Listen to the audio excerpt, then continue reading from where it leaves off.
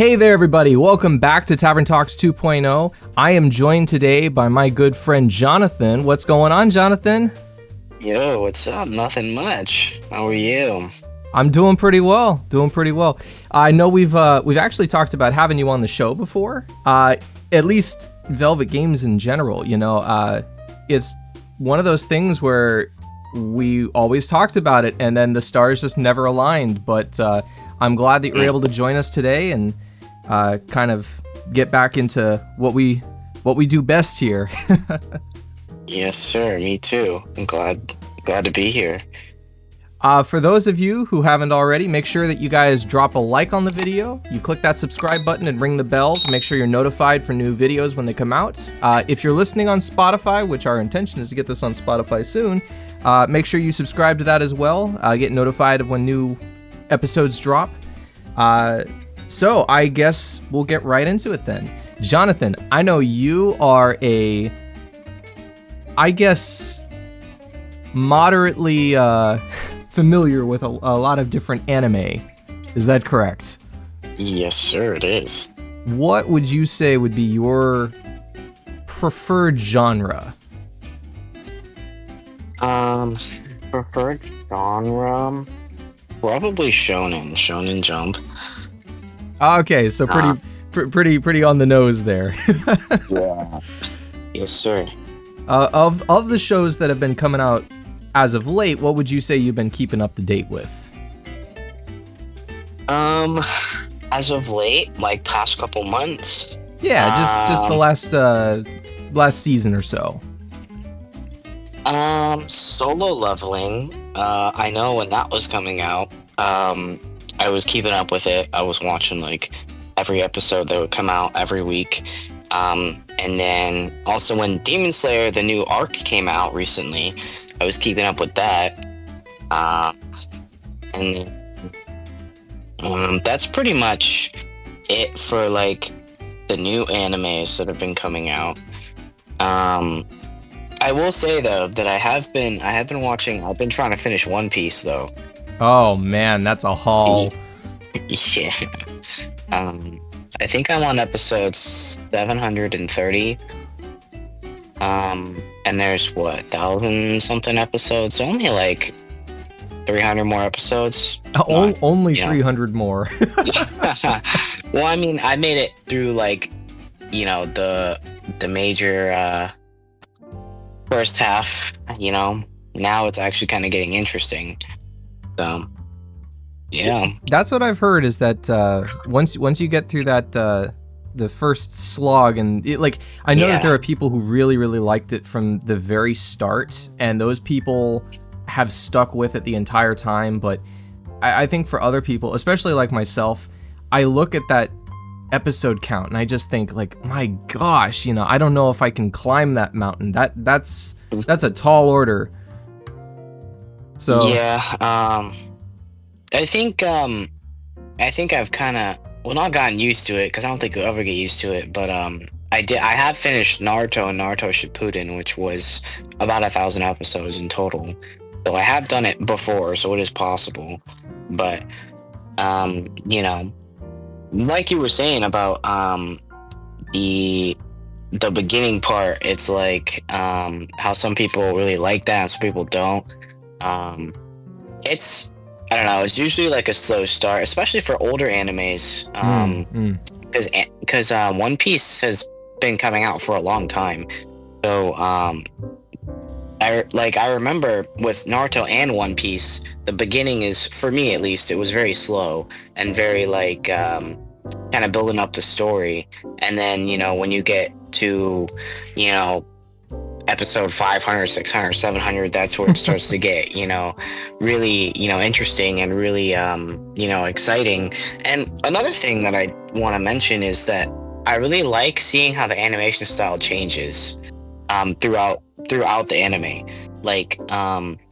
Because I know with One Piece, when you first start watching it, the animation kind of sucks. Like, it's kind of, it's not bad, but you can definitely tell that it was made, a while ago. And then throughout the anime, it's like the animation style changes and it gets better. Like the graphics get better or the animations get better. And so like, and you can always tell too, because I like what they do in One Piece, where whenever there's about to be um like something big is about to happen, literally they'll leave the episode off like on a cliffhanger, and then they'll get right into the next episode, but then the animation style will change, like it'll get better. So like I don't know, for example, let's say a character has like a new power that they're about to use. Like at the end of the episode, they'll announce it. They'll be like, they'll say the move they're about to use, and like they haven't ever used it before, so it's brand new. And then literally the next episode after that, the animation style will get better. That's really interesting. Yeah, I really like that. I really like that they do that, because it's like, it's just little things, you know, that make a difference. You know, a lot of different anime, what'll end up happening is, you know, they'll have a studio change where, you know, they'll lose the bid for that. But as far as I can tell, One Piece has only been animated by Toei Animation, which, I mean, you know, as far as anime studios go, these guys, I can understand where you're talking about that the styling would change a little bit, just because the people they have working on these projects, there's such a large studio with such a diverse range of things that they've done. I mein, they've been in production since the 50s, if I'm not mistaken. Yeah. So these guys have got a huge range of stuff under their belt. I really think something like that would only be possible with like Toei Animation, whereas like, you know, and I know it wasn't a really dramatic change, but like Attack on Titan being a good example of like when you went from the old school, you know, WIT Studio animation style, and then it switched over to Mappa. It was Mappa, right? I'm not speaking out of turn there. Okay. Yes, it was Mappa. It switched over to Mappa, which, you know, consumes every good anime eventually. You know, I was watching that. I found out that they, I didn't even know this until recently, but Vinland Saga was also started by WIT Studio and got absorbed by Mappa as well. And I'm just thinking, man, these poor Mappa animators, their studios keep winning bids to continue these shows. That's true. Vinland Saga is another one that I kept up with. I gotta say, that show changed dramatically from where I was expecting it to go.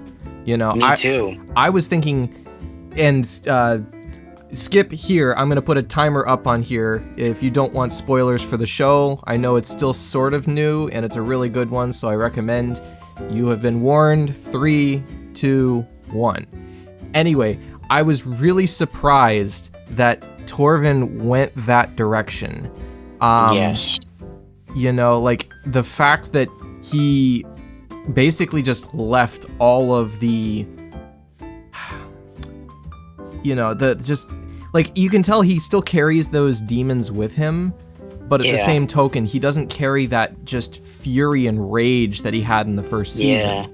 It's just not that way anymore, which is really interesting considering, you know, a lot of these shows, you know, I can't remember even which show it was. I think there was one I was watching recently and thinking about the comparison between Vinland Saga and the other, and I think it may have actually been Attack on Titan, come to think of it. And basically, like, the character's main motivation is basically the same, where they've been orphaned and they have this resentment towards a certain group. And at the end of it, one of them chooses to basically just go on a murder rampage, and the other one chooses forgiveness, which is like, that's a really big juxtaposition. And not something that you really see in anime a lot. You know, I get the whole power of friendship and everything, that being a really big, you know, a trope, I guess you could say, in anime. But when it comes to something like that, vengeance is also a big one. I mean, just look at Berserk. That's a great one for that. And for the context, I have not kept up with a lot of the older anime. Most of the stuff made before 2000, I really have not seen. I think the only exception to that one being Ghibli films made, you know, back in the day, which it's like, okay, I can sit down for an hour and a half and watch this. And then I'm about halfway through Cowboy Bebop, so fake anime fan here. Oh, but what would you say, Jonathan, would be your favorite anime of the last year, of 2024, so far? Favorite anime?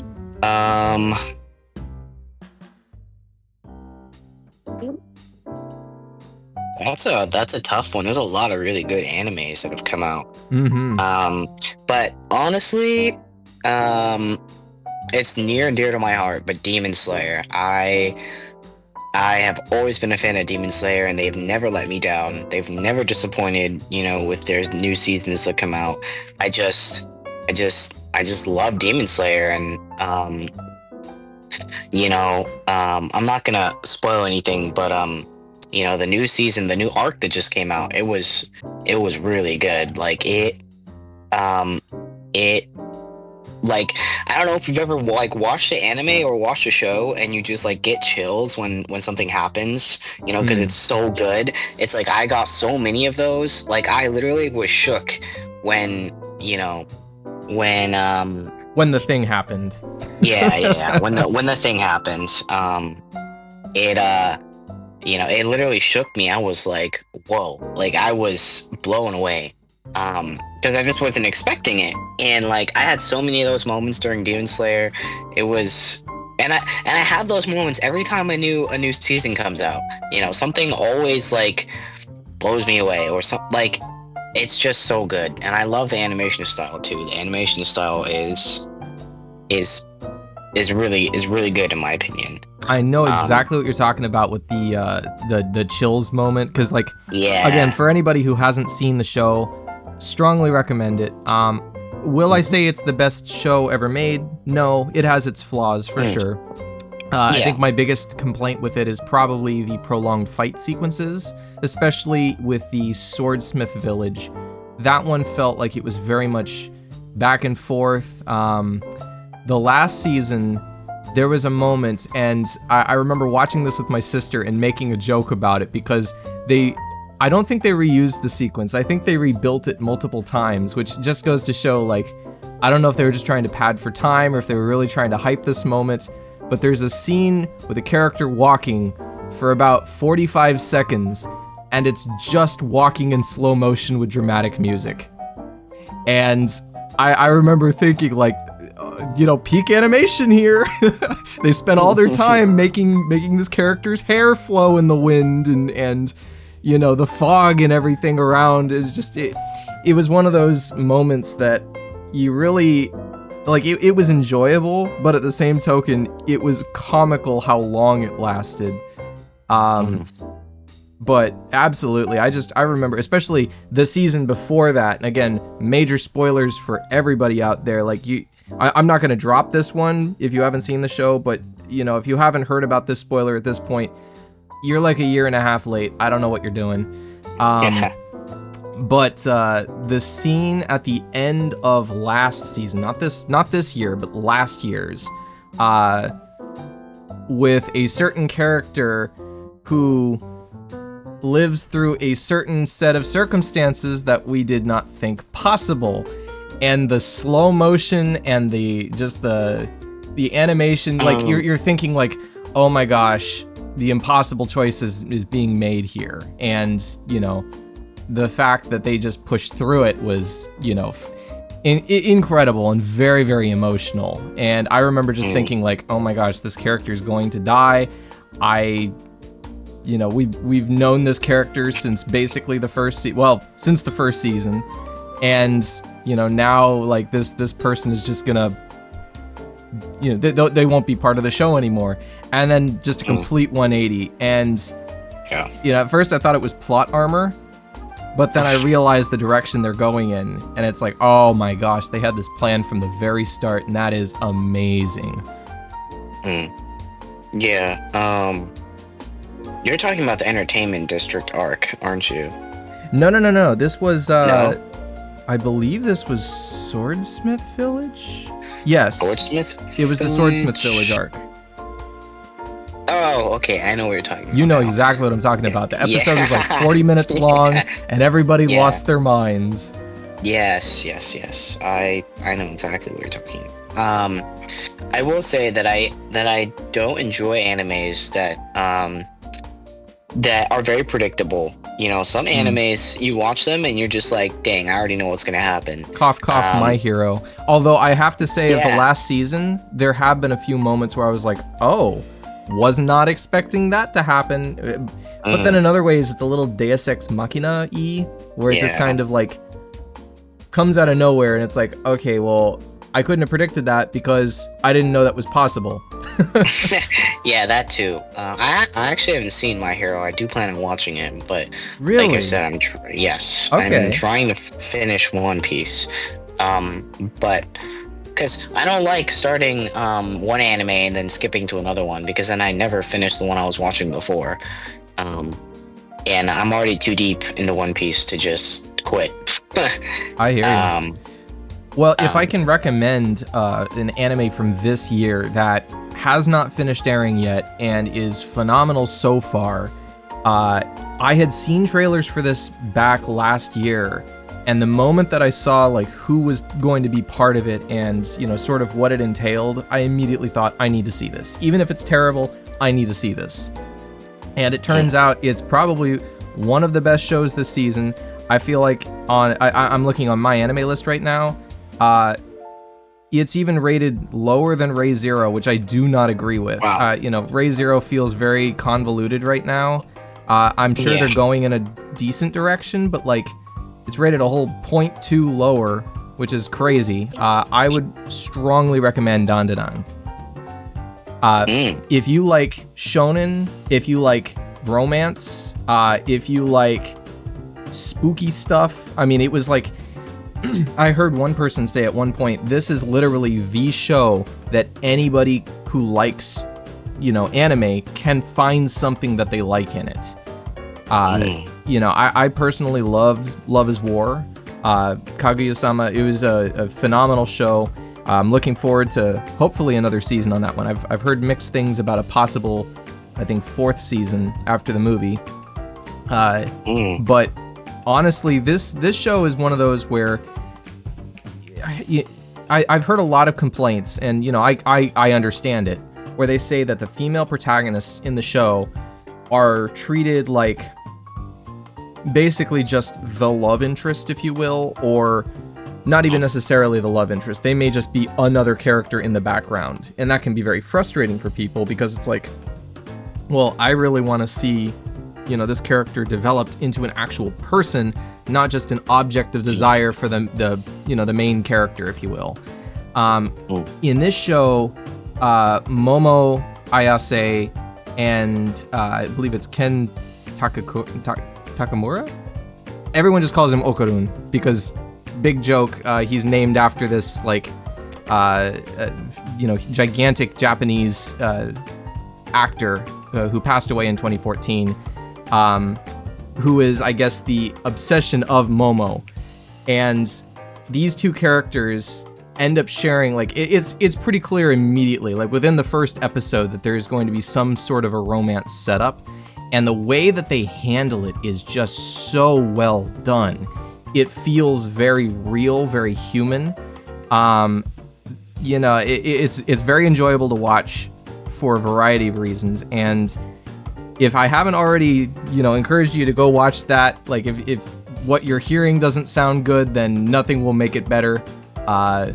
Except to say aliens and ghosts in this show too. So get past the first episode. It's a little brutal. If you've never seen Goblin Slayer or are unaware of the controversy around Goblin Slayer, you might be a little uncomfortable watching the show. Definitely not for kids. There are a lot of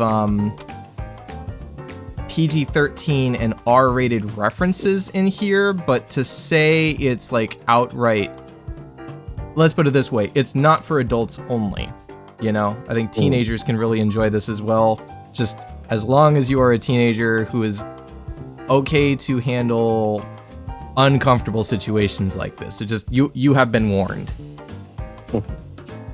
But I guess with that, we'll go ahead and transition into our first topic here. So I actually have topics today. Fancy that. It's not just freeform like the last time, but we'll see how this works. For everybody who's listening or watching, let me know what you guys think about this format. If you like this better, we'll start to do this a little bit more. I personally like having somewhere to stay on track as much as we can, but then also being able to deviate and whatnot. So drop a comment down below if you like this stuff and let me know what you think. But to transition into this, so reboots and remakes, why do they work? When do they work? I think it's important to kind of take a look at the media of the last decade or so. And I do think it's really systemic to the last decade. We've seen a lot of reboots within both movies and games. I really want to highlight on the whole movies thing, especially Disney. Disney, you are very guilty of this. You know you're guilty of this, and I can see that you're starting to kind of look at this and say, hey, maybe we need to pivot back to actually making things that are new. And not all of it's been good, but I can at least say it's not been a reboot. Because watching the live remake of, virtually every classic Disney animated property was painful, to say the least. I did not just need to see Blue Will Smith as Genie. I really wanted to see something unique and different. I have no problem with live action, but when you're just taking the same story, personally to me, it feels lazy. What are your thoughts, Jonathan? I can agree. I can agree with that statement. It definitely it definitely does seem kind of lazy, and I feel like that's been happening a lot more recently. Honestly, this is probably kind of a hot take, but I feel like Disney really hasn't been that good since they started making hand-drawn animations. Wow, that is a hot take. Bambi, and all those animations, that were coming out around that time, the OG Bambi, Cinderella. Wow. All those. My boy here says Disney has not been good since the 60s. Okay. Yeah. I feel like I'm not saying Disney is bad, entirely, but I feel like they've kind of just been going downhill since then.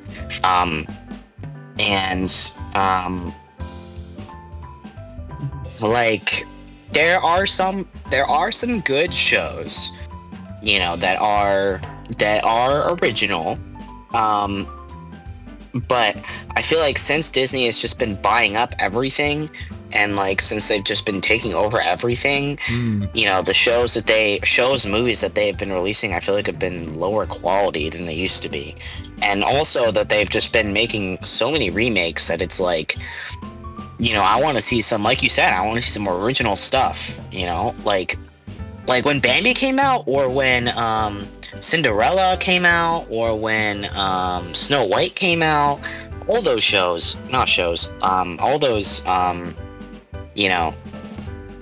movies and stuff.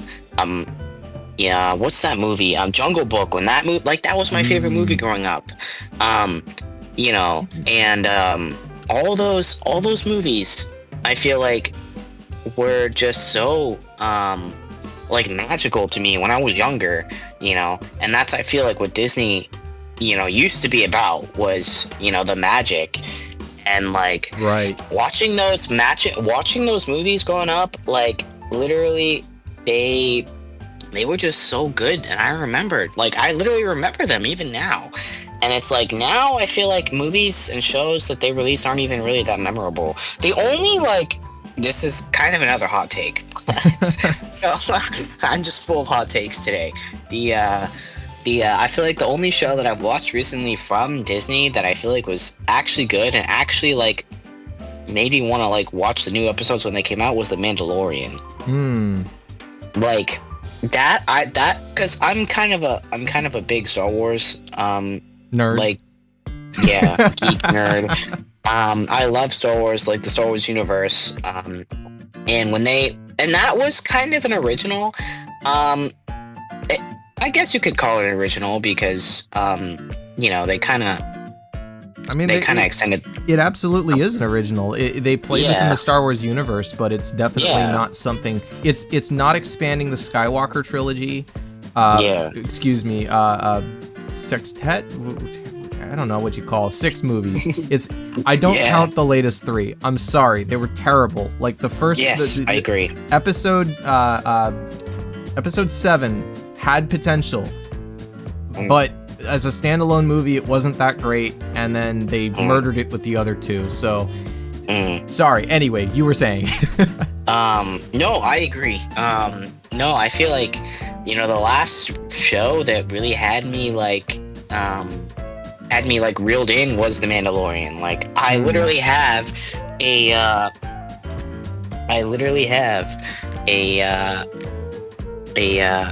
like one of those pop characters of The Mandalorian, because it was good in my opinion. And I feel like since then I haven't really seen one that's been oh,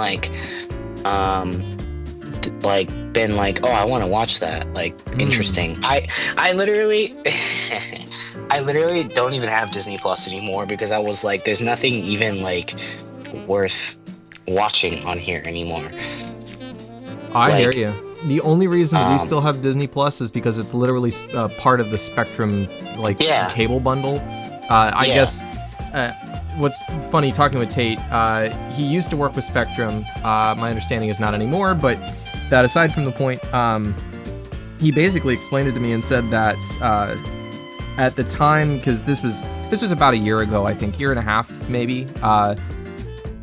We were just watching TV, and all of a sudden the channel just drops, and we get this message that's put up there with Spectrum that basically says Disney's not paying their fair dues and whatnot.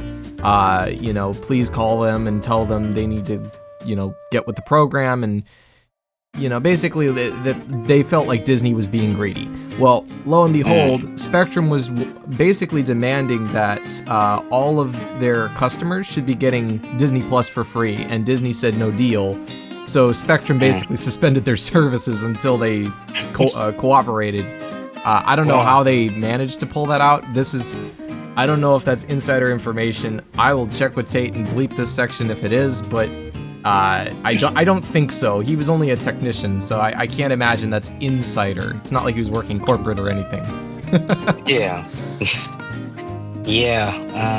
But Disney definitely has been going downhill. None of the movies that they have been releasing recently, I've been like, I want to go watch them. And I actually feel like it's kind of crazy, because a lot of the new movies that have been coming out, like for example, I'll use the new Little Mermaid movie that came out recently. I feel like a lot of people weren't happy with that movie. I feel like more were unhappy than were happy with that movie. Like, I remember when it came out, it was like a big source of controversy. Right. And I'm not gonna get into it, but a lot I feel like every movie that they've been releasing have been a big source of controversy. Like, literally, or like every movie concept that they've been talking about, or like leaking, I feel like have just been getting hit with so much controversy. And I feel like that tells you something, like that should say something about, whether that should just tell you, everything you need to know in general. It's like, right. Obviously there's going to be some controversy with every single, thing that comes out. But I feel like if there's more controversy than there is actual people enjoying it, then obviously I feel like there's an issue or problem. And literally I remember hearing more about the controversy than I did the movie itself. Yes, 100% with you there. Yeah, and literally it's okay, I understand if it's just one movie, but every single one that they have been releasing have just been full of controversy. I literally cannot scroll on social media without seeing something that Disney did, or like seeing someone talk about, you know, Disney or whatever it may be. It's like it's just absolutely crazy. I think that the issue that we're running into with that, you know, without getting into politics, obviously, because I don't want to, you know, alienate anybody, especially if certain people feel certain ways. But I think when it comes to any media conglomerate like that, when they're making stuff that the public is supposed to be engaging with, that they, you know, the public has to go pay money to go experience, and this is, you know, theme parks, it's movies, you know, pay for services and whatnot. You have to put things in there that cater to the majority of demographics, not just a specific demographic. You know, if you're just catering to, you know, 10 to 15% of people, you're alienating, you know, the 85 to 90%, or at least not making it interesting enough that at least, you know, 60 to 70% of those people are going to want it, you know, because there's absolutely people that, you know, are not part of a specific demographic that will tolerate or even enjoy certain movies. I know some people who have gone to some of these movies and said, you know, oh my gosh, they're phenomenal. And then everybody else I talked to says it was horrible. You know, it was full of either virtue signaling or, you know, just catering too much to a specific demographic. And it's like, you know, you really have to be careful with that. And then, of course, there's the flip side. You know, anybody who finds even one element of something they don't like will boycott a movie. And it's like, you know, I think they need to be more concerned about the creative aspect than actually catering to specific groups. Because at the end of the day, if you make something that's legitimately good and it doesn't ride on a specific, you know, I appealed to this group, or, you know, I made this, you know, specific worldview happy, then you're going to end up making things that are just objectively good. That is definitely something that we see a lot in games lately. I know, cough, cough, what is it, Dragon Quest, the new game that came out, is got people up in arms lately. I think they, like, you know, again, regardless of your political alignment and whatnot, you can include stuff in games and most people will tolerate it. But when you start shoving it in people's faces, that's when people get really upset with it. You know, like, just allow people to kind of make their own decisions without saying you must appeal to this group or you must do this thing because it's, you know, correct or better, or like, you know, newsflash, without offending anybody, best I can, your worldview is not necessarily correct. That's just how life is, you know? Like, we all have our own views, and that's okay. This is America. We're allowed to have our own, you know, thoughts and feelings on stuff. And I may not agree with everything, you know? I may not agree with your ideas and your life, you know, your lifestyle or viewpoints, but that's okay. We're allowed to have those. I'm getting too political with this. Breaking my own rules, but no, but I absolutely see what you're saying when you mentioned, you know, the whole idea of, you know, Disney really hasn't made anything good as of late. I think the one movie from Disney that I have wanted to see, have gone and seen and said, you know what, I left feeling good about that, was Deadpool and Wolverine. I was just about to say that. I stole it from you, man. I was just about to say the same thing.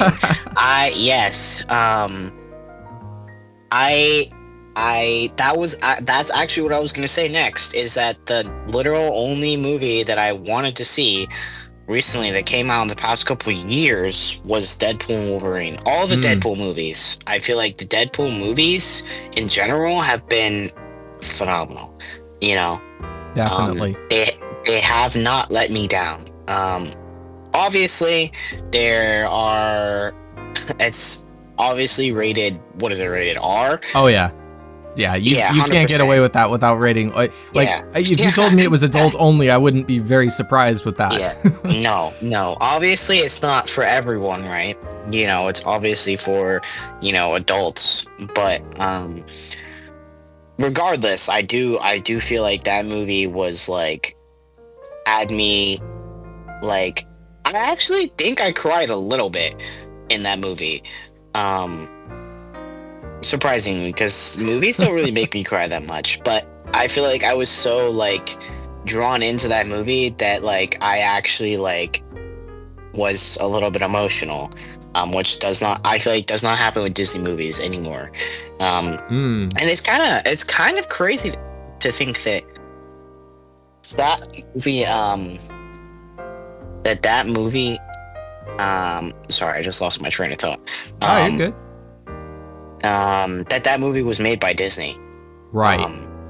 Like if you were to tell me that movie was made by a completely different company and not by Disney, I would probably not question it. But if you told me that movie was made by Disney, I'd be like, wow, that's kind of surprising considering what they've been making.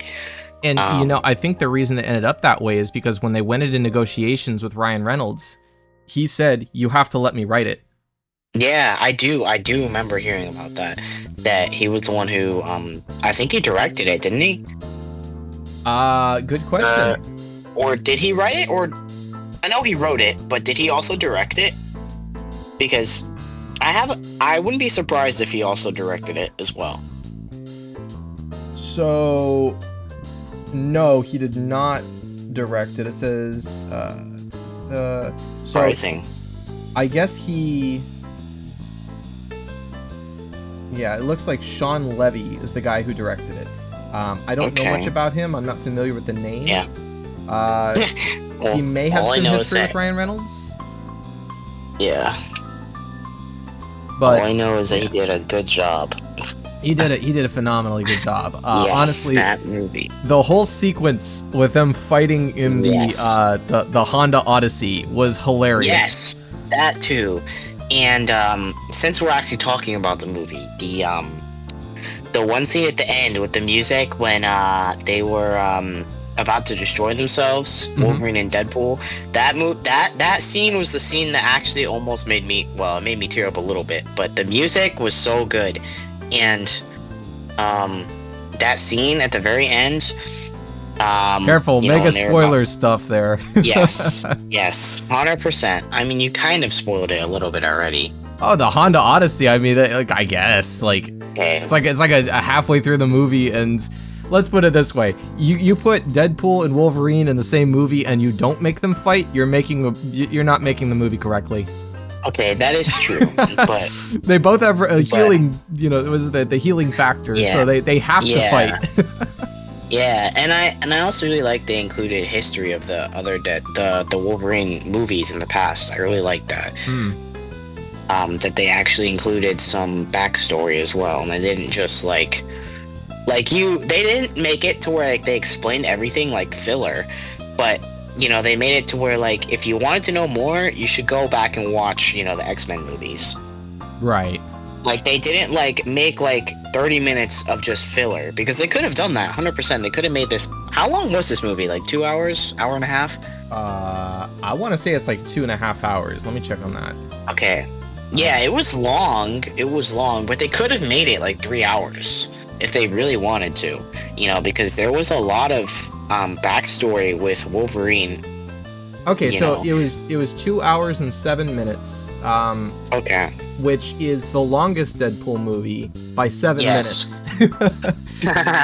That's funny. But they could have made it 2.5 hours if they added filler, and they honestly could have done that, but they didn't. And I like that. I like that they left some room for you to kind of, if you haven't seen the X-Men movies and you weren't familiar with Wolverine's history, then you should go back and watch those movies so that way you could better understand what was happening, especially in some of the scenes, because they do mention, Wolverine's backstory, especially, with some of the scenes. They go not into depth, but they do mention it quite a bit, and they're making it obvious that they're going into his backstory, but they don't make it, they don't tell you everything. So I want to make it clear, I'm not a Marvel fanboy, but I really enjoyed this movie. And there's one thing that they did in this movie that they also did in Spider-Man No Way Home that I really appreciated, because it was unique among Disney stuff. Not just Disney stuff, I think most studios. is that the properties that they own were brought together and said, you know that thing that other studio made? Yeah, that's canon too. Like, the whole concept, like, I'm not going to spoil this because it is a bit of a spoiler, and it was a moment that when everyone in the theater heard this thing happen, I remember everyone burst out laughing and cheering, where a character from a former franchise in Marvel, I believe it was 20th Century, not even 20th Century Fox, it might have been Sony, when they made this years ago, and we're thinking, oh, that'll never be canon anymore, and they canonized it in this moment, and they did the same thing with Spider-Man No Way Home, bringing in the other two Spider-Mans with Tobey Maguire and Andrew Garfield, you know, and then all the other villains that came. I mean, I was literally just watching a short last night that showed Doc Ock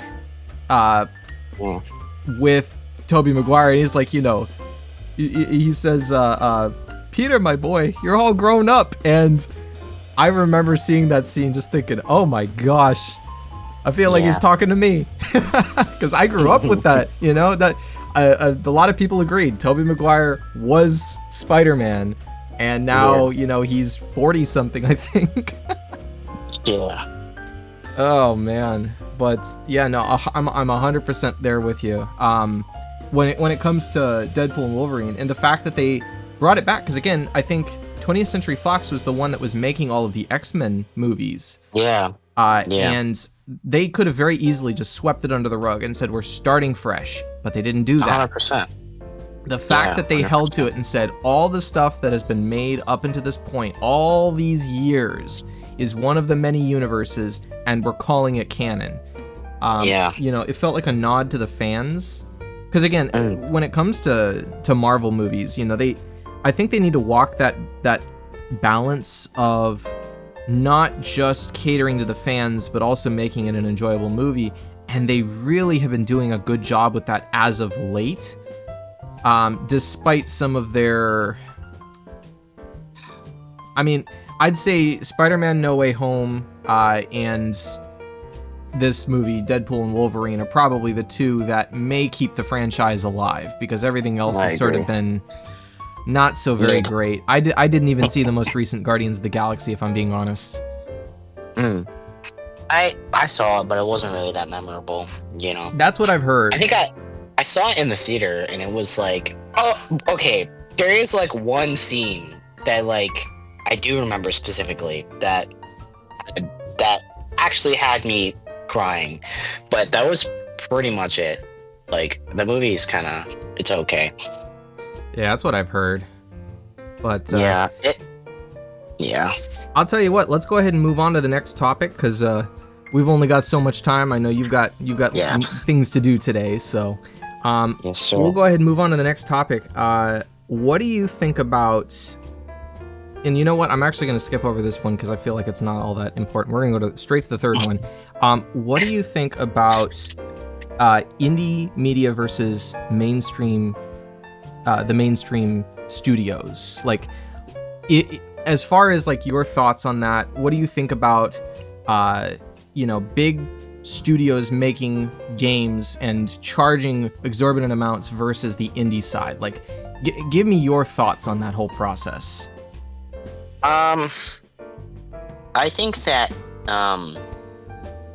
I feel like big AAA, you know, game maker companies, I feel like they've kind of gone downhill recently. And I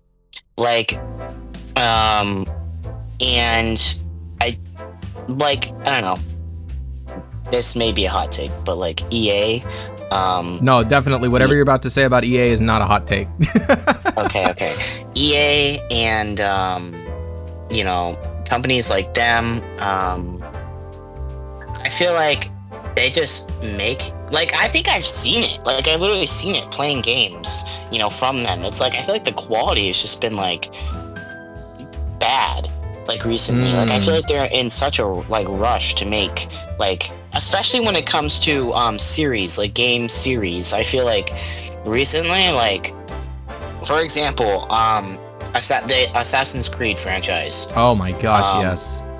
So, in my opinion, this may or may not be a hot take, but I feel like Odyssey was the best Assassin's Creed game so far. Odyssey. That is a hot take. Really? Okay, Odyssey and Black Flag. Okay, so I can see what you're getting at there. You know, I wouldn't say you're wrong. I would say definitely your thoughts on that are subjective at best, you know, because like here's the thing, because I agree with you. I really enjoyed Odyssey and I really enjoyed Black Flag, but to say that they are the best, I think, you know, I know a lot of people who's basically said like the Ezio story was the story. Anything beyond that, didn't care about. Yeah, like like the best like Assassin's Creed games. Mm-hmm. Like, I feel like everything since I've played, everything, you know, since then that I played, because I played them all in order, right? Like, I played the first one, and then the second one, and then Odyssey, and then after Odyssey, I think, came out the Viking one. What is it? I think it was Valhalla. Yes, I haven't even finished Valhalla. I never even bought it. To be honest, I played, like, I haven't even finished it, like, and then the newest one that came out, oh my, it's basically Ghost of Tsushima.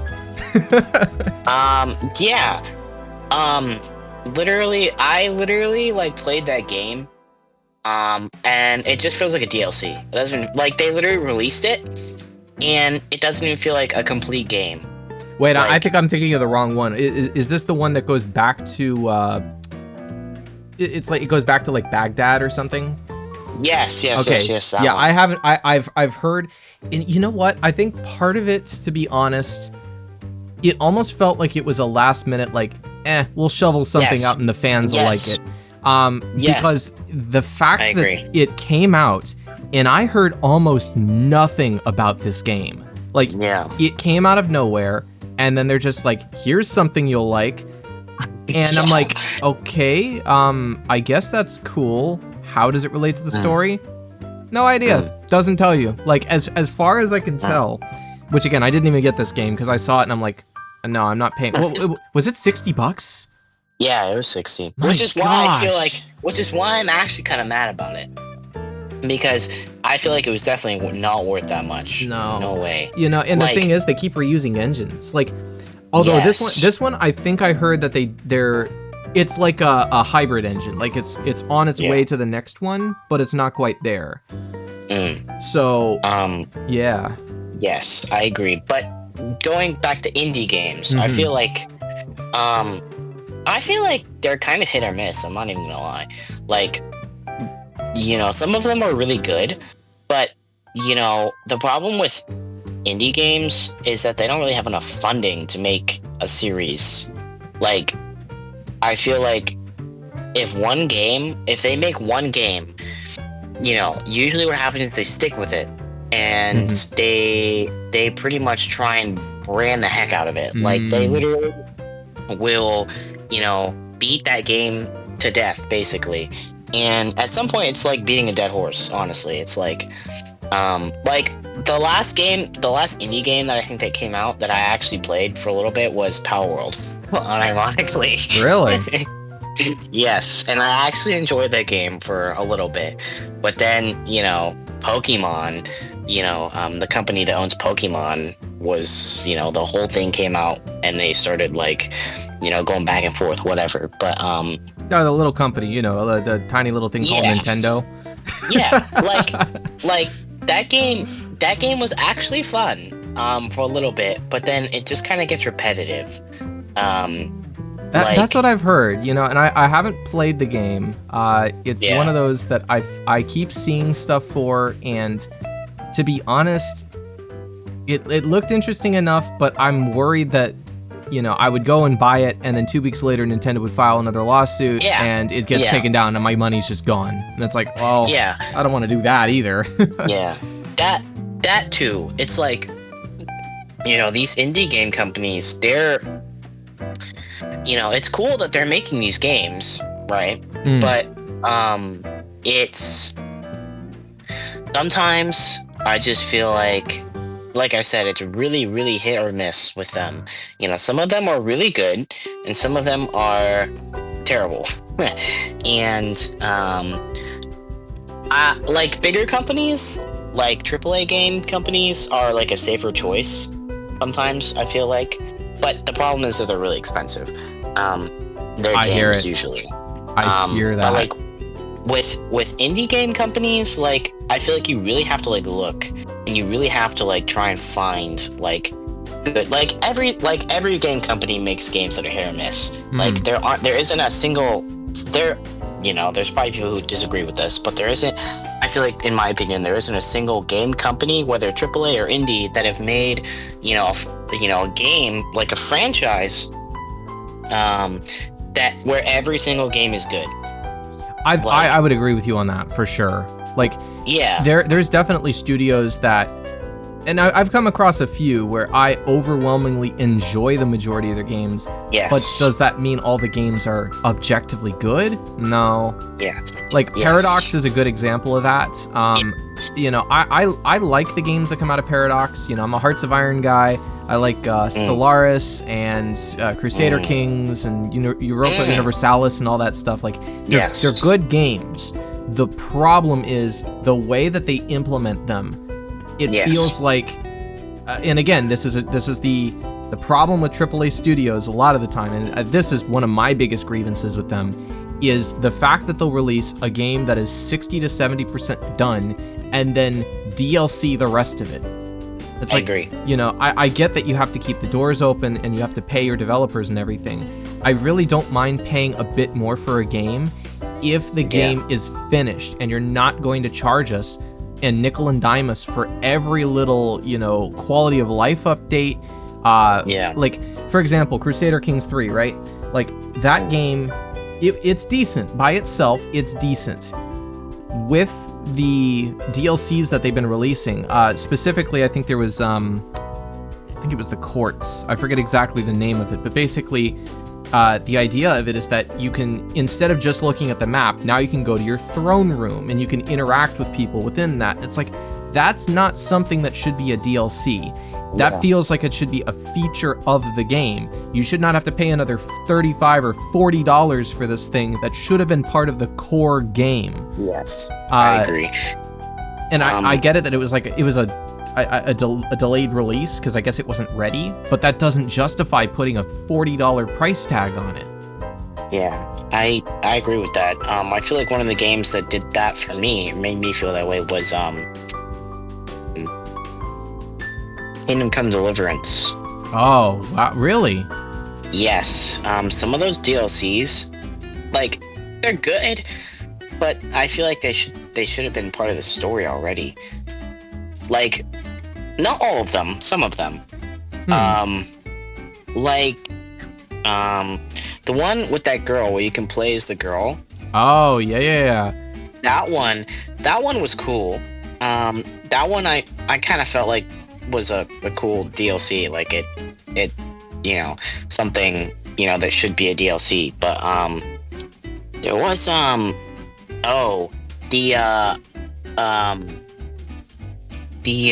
armor DLC. Oh, where, yeah. That one I feel like should have been part of the game. I'm not even gonna lie. I'll agree with you on that one. The only thing is, and lucky me, because I didn't get the game when it came out. I got it on a discount, and it was bundled with all the DLCs already built into it. So I was like, I thought it was like $35 or something, and I got everything. And I was like, okay, wow. I'm happy with this. Yeah, wow. No, I bought all the DLCs by themselves, because I bought the game when it first came out.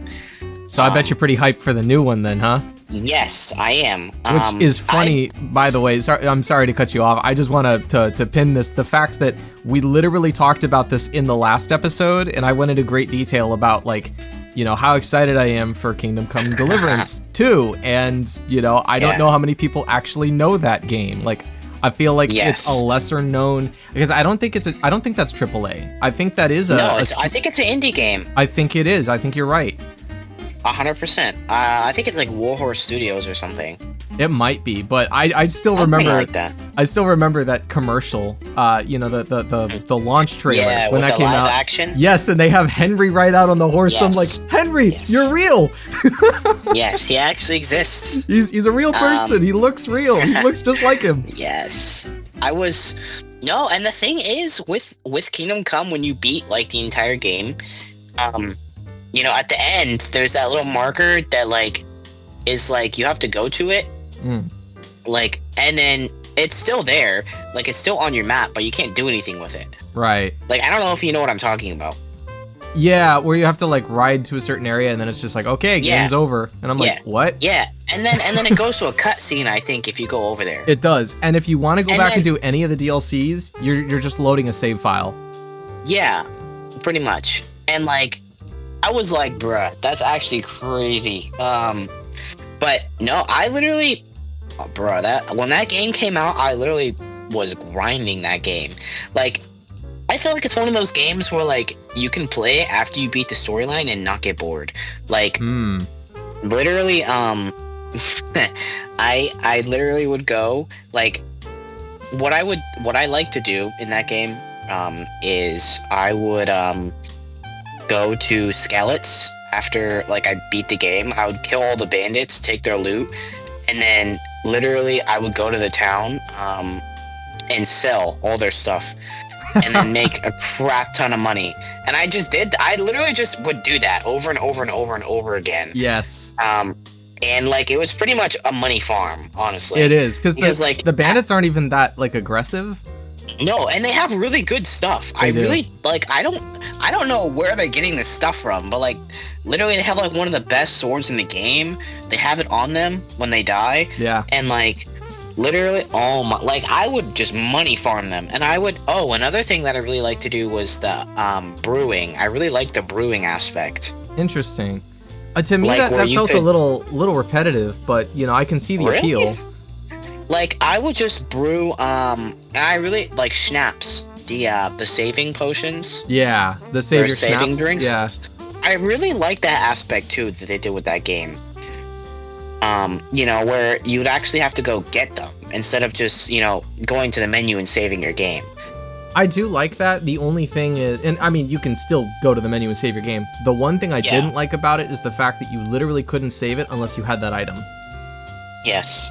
That was a little frustrating, because it's like, okay, well, I don't always have, 5 hours to dedicate to a game where I can then go farm these things, or like the fact that you have to brew these potions unless you turn on the auto brew thing, which like you can, but you have to, brew it initially and everything, and then you still have to have you have to go get the ingredients, you have to then bring it to the station, brew the thing, then you can save. It's like, that's a little frustrating. That's something I would have changed in that game, but I just think it makes it very unique. And like, not a lot of games. I don't know any games that really have that. Absolutely. And something else I found interesting, and I brought this up in the last one, is the concept of like, there's no difficulty slider or anything in there. It's not like you can, upgrade it and say, give me something tougher. I think the only option you have there is the hardcore mode, which basically just disables your save file. Yeah. So like, I can understand the basically like how it could be very unique in that regard. Tate was bringing up the fact that Dark Souls is also like that. All the Souls games with just the single difficulty rating, and I both like it and I don't. Personally, I'm not a big Souls person, mainly because like, again, I rarely have a ton of time to put into a game, and I don't feel like I want to spend the hour of my day that I'm that I have, if I have it, to then go put it into something that is so absurdly difficult that I'm like stressing about that now. Like, I have other stuff going on. I don't need to come back to my, like, I'm already stressed out, so I sit down at the computer, and now I'm going to be even more stressed playing this game. I am not a sweaty gamer, I promise. Yeah. No, I agree. I agree. I remember I played Elden Ring for a little bit, and I was like, "What is this?" I literally kept dying, and I was like, "I'm not playing this." Like, And yet like, Austin's like, that is the best game. I literally have a conversation between him and Alex where he's like, objectively, Elden Ring is the best game ever made, and I'm like, I don't know about that. that is a crazy statement. It really is. I'm like, I can think of probably What? 20 other games that have more Me clout too. than Elden Ring. 100%. Like, literally, like, I understand, like, some people really enjoy that, and some people, like, I honestly feel like most people do that just for, like, the clout to be able to say that they beat that game. Like, I feel like Yeah. it wasn't actually enjoyable. Like, I feel like it's honestly, like, an accomplishment at this point. Like, you should get a medal if you beat that game. Yeah. Like, I feel like it's not even like fun really to play. Like how do you enjoy getting killed 100 times in a row trying to beat a boss? I feel that. Like, honestly, Like, think about all the other what? games that you could play that are like objectively better games. Yeah. You could talk and they about have a way better storyline. I mean, think about it. Like, if you want to play a fighting game that has an amazing storyline, like, you could play most of the Legend of Zelda games. Yeah. If you want something that has a really large open world to explore, that is, full of mystique and secrets and stuff, you can play Skyrim. Like, there's so many different games that offer different things that Elden Ring has, and I think did it better. Not to say Elden Ring is a bad game. I have not played it, so I can't say that, it's objectively a good or bad game. I'm not going to take a stance on that. But at the same token, I know for a fact that there are other, more critically acclaimed games that I think appeal to larger audiences that I think would objectively make them better games. 100%. Do you know if Avalanche Studios is a AAA studio? Let me check. Because if not, there's a franchise that I really enjoy from them. I think they are technically a AAA studio. They may be a AA studio. I'm not sure. They're definitely not indie. They're not indie. It says, according to this, it's whatever Google pulled up, avalanchestudios.com. So I'm assuming this is from their site. They have over 450 employees, which would make them decently large. That'd put them on par with, like, getting close to Ubisoft. Okay. Yeah. So they're, like, in the middle. Yeah, they're definitely not, like, gigantic. They're not an EA by any means, but at the same token, they're not, like, tiny. Yeah. I will say that one of my favorite franchises is the Just Cause franchise. Yeah, I saw that pop up when I typed in Avalanche Studios, so I can... It's probably their best known franchise. Probably because I'm really not familiar with any of their other works. I mean, I guess they made a Mad Max game in 2015. I honestly don't remember that. Yeah, I feel like none of their other games are really that memorable. But I grew up playing that game. Just Cause 2, 3, or even the original. Like, I feel like all of them are like, they're just ridiculously good. Like, it's like I think Just Cause 3 is probably my favorite, just because the amount of really ridiculous stuff you can do in that game. But like Just Cause 4, it's okay. It's not terrible, but I think Just Cause 3 is where I would sit, on the stance of that being the best Just Cause game, I think, in my opinion. I don't know if you've ever played it, but I have not. You know what? Come to think of it, I may have played it once. I see that they're from 2006 was the first one, so I think I might have like rented it from GameStop or something. I would definitely recommend that game. It has a good storyline, but it's basically just like a open world. You can pretty much do whatever you want. Like, it's one of those games where like it almost feels like a rage room. I'm not even gonna lie. Like you can do whatever you want and like just like destroy everything if you wanted to. Like this, it's kind of a unique game because like pretty much everything is destructible. And like it has a good storyline, but after the storyline, you know, it's not one of those games where it's like they kind of just leave you and you can't really do anything. Right. It's like you can do so much after the storyline that like it's almost like a storyline and then a new game. Like it's kind of two games in one, where like you don't really have to follow a storyline if you don't want to, but you know that's how you get, you know, pretty decent stuff. Like I think you can get all that stuff on your own, but it just takes longer. But I would recommend the storyline because it's actually pretty good. But like after the storyline, you could literally like have endless, you know, there's endless things that you could do. Like literally there's no restrictions. I literally have in that game, I literally have a lightning gun. Like it literally shoots lightning from the sky. Like like it's almost like GTA a little bit. I could see it. But I could see that. But like I think that it's better. Wow, that is a hot take. Yes, it is a hot take. You know, I just that game will always like have my heart. I'm not even that and Gary's mod. I don't know if you've played Gary's mod. Tell you what, let's hold on that one because you know I'd love to talk about that in another episode because Gary's mod has really changed over the years. We'll chat about 100%. That in another. I'll definitely have you back for another one.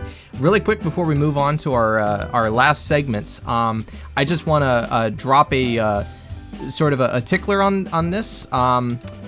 I guess I could say technically this episode is sponsored by Rise to Riches. For anyone who hasn't already heard, we've launched Rise to Riches on our Kickstarter. By the time this episode goes live, it is going to be more than halfway done. We are only, as of recording today, 5% funded. We're not asking for a lot. We're just hoping to get this off the ground. When you pledge money to Kickstarter, it doesn't cost you anything initially unless the game is funded. Right now, the base level to get your copy is $25 plus shipping and handling. That is basically MSRP. We wanted to make it as accessible to everybody who wants to get this as possible. If you like archaeology, if you like history, if you like card games that you can play with your friends and family, this is the game for you. It is playable with anyone 10 and up. There's nothing inappropriate in this card game or anything that couldn't be played with a younger audience if you wanted to, as long as they can grasp the concepts. It's more complex than, Uno. Jonathan, you've actually played the game. What would you say as far as like difficulty rating? Would you kind of put out there? It's not hard to play at all. It's pretty self-explanatory. I'm not gonna lie. It's I don't know. I'm trying to think of something to compare it to. It's unique, which is a good thing. I really enjoyed playing it. But it's not hard. It's pretty easy. Like I literally he didn't even have to show me instructions. You pretty much he dealt me a hand in when I played, and I've never played this game before, and literally I pretty much got it in like 5 minutes. It's not hard at all. And that's the thing is like we try to make it as self-explanatory as possible. You know, I want to make sure this is something that everybody who likes games, who enjoys strategy, or likes history or anything mentioned in here, that it's something that they can enjoy too. So if you have the money to spare, please consider donating. We're really hoping to meet our goals so that we can get this pushed out. If we don't, we're still going to try to get it out, but it may take a bit longer. So if you're able to do that, we greatly appreciate it. And with that, I'm going to go ahead and swing right back and let's wrap this up with our last segment. I'm going to play a game. It's called Pitch That Crossover. So I'm going to have you start on this one. And I'll trim it if I need to, episode-wise. or audio-wise, I should say, go ahead and think of like I'm going to give you 2 genres, and I want you to kind of figure out like how these things would fit together in either a movie, an anime, or a game. And it could be any type of game. Like, think of like how these things would fit together, and then I'll have you do the same with me. So the first genre, I would say, we'll do an adventure game with a murder mystery. Or, excuse me, adventure, I should say, with murder mystery. How would you go? Adventure and murder mystery. That's an interesting one.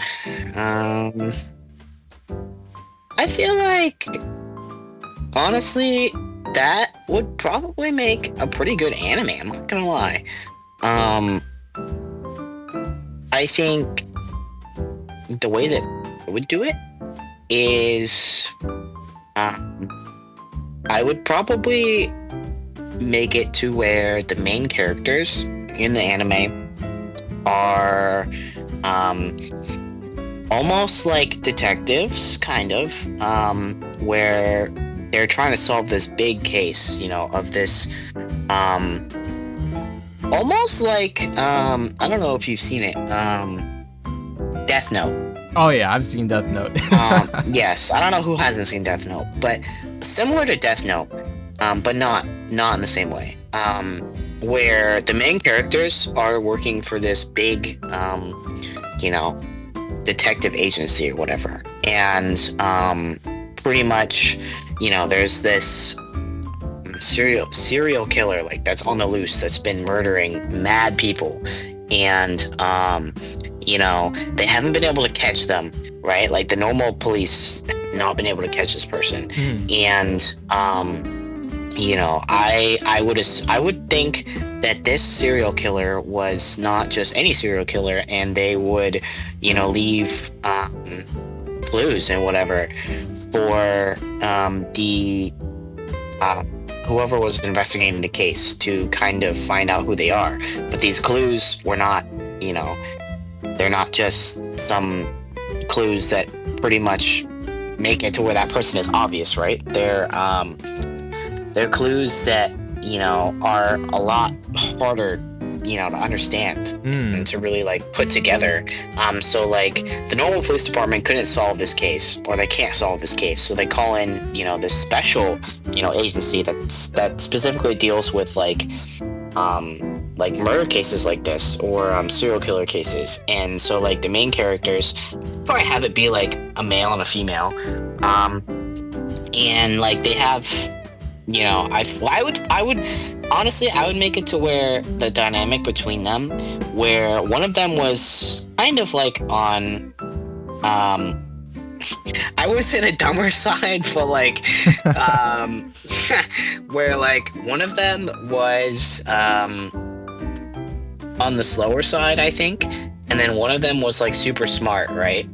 So like they would kind of like, I feel like that the person that's super slow would have their moments where like the smarter person couldn't figure it out, and then the slower person will look at it and be like, oh, and they'd literally just like solve it like right there, like solve whatever it may be like right there, and the smarter person would be like, how did you do that? And then they'd be like, I don't know, it was just a guess or whatever.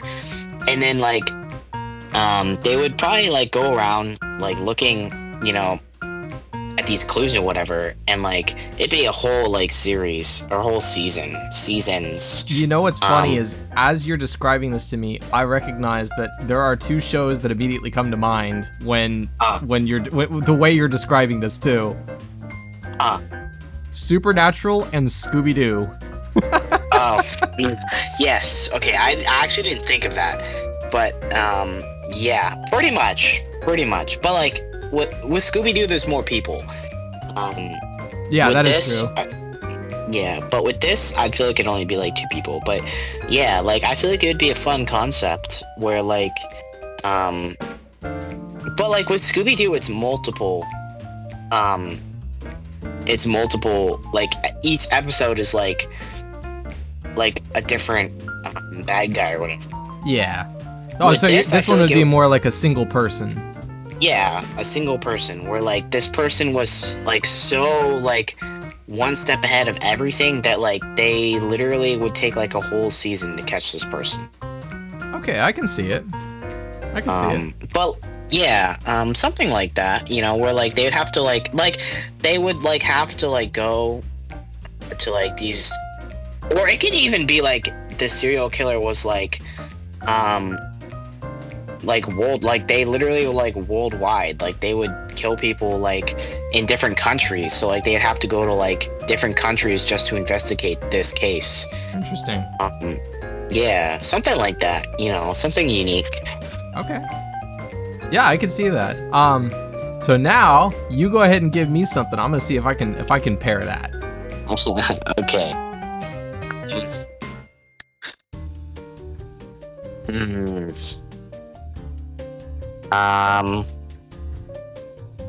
Let's say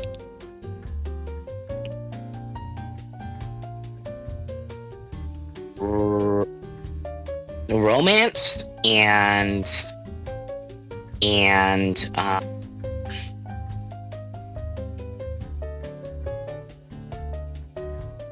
romance and comedy. Well, that's just like a romantic comedy. Yeah. You could change comedy if you want, because I could give you a number of shows that already exist this way. I'm trying to think of something that's like unique that doesn't really exist. Unless, I tell you what, I'll go with that, and let's make it a game, because I can think of plenty of like romantic comedy movies, shows, anime, 100%. But when it comes to a game, okay, so the way I picture this, and I don't know if this is ever something that would like work in real, like if this would actually work as a game concept, but Kaguya-sama Love is War, I could actually see that being a game. And the concept is, I mean, obviously you're following the plot of Love is War, is that, you know, both of these characters secretly have feelings for the other person, but neither wants to admit it, be the first to admit it anyway, and they're trying to play games to get the other person to admit it. So almost in a Hitman-esque style, you have to like sneak around and plant things and you know, basically use espionage and subversive tactics to try to get the other person. I can almost see it like you know, in like a Persona style, where you've got the you know, the dialogue popping up in different you know, dialogue options to try to like lead them into certain things, as well as the open world setting, or relatively open world. It'd be like maybe I guess just at the school, moving around trying to do stuff to get the other person to, you know, admit it first. I think that would be, I'd play that. Yeah, that sounds fun. But yeah, I mean, I guess that's my pitch. Yeah, I'd play that. That sounds like fun, as long as it's not $70. No, we're indie. We don't charge that. Yeah. Speaking of indie games, I actually just as sort of a trail off, for anyone who's made it this far, I'm gonna put a little link here. You'll see the little card pop up. I actually just did a review of a brand new game called Dungeon Inn. This is not sponsored by them, but I wanted to bring this up. It literally, as of recording this, just dropped yesterday. I played it for about an hour, and the best way I can describe it is medieval capitalism simulator.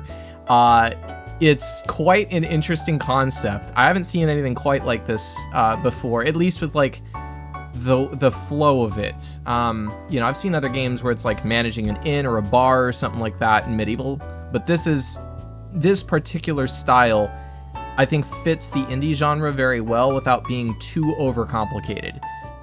Very relaxing to be able to just, you know, click and click and click and click and, you know, make those numbers go up. I wouldn't call it a cookie clicker, but if you guys want to see the full review, the card should have popped up here, so click on that and go watch that video. Should be out by the time that I have this out, but I guess with that, I'm going to go ahead and start wrapping things up. Jonathan, thank you so much for joining me today. I would love to have you back on the podcast at some point, and we'll do another one of these. Maybe talk about Gary's Mod next time. Yes, Gary's Mod segment. Yes. That is going to be a good time. Of course. Thank you for having me. I, enjoyed it. It was fun. And hopefully, can be back soon, Awesome. Do you have any parting words for our audience? Make sure that you click that bell and that you subscribe, for new episodes, because they come out and they're, good. You should watch them, 100%, and you should get notified when they come out too. So make sure that you drop a comment if you like the video, and I will see you guys next time. Well, he said it. See you next time. Bye. Bye.